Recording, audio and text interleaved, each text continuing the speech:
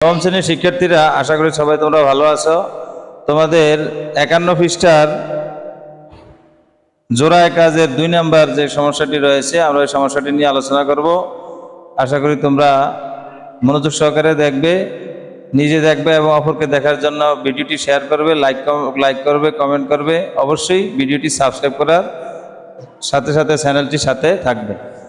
আচ্ছা, তাহলে আমরা দেখো এখানে একটি সমান্তর ধারার A8 মানে হচ্ছে 8তম পদ, কত 60, আর 12তম পদ 48 হলে এখানে 40তম পদ। এই 40 বলতে 40তম পদের কথা বলছে নির্ণয় করার জন্য, আর S40 বলতে 40টি পদের সমষ্টি নির্ণয় করার কথা বলছে।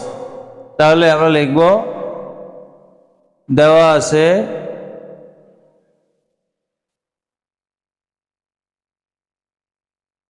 দেওয়া আছে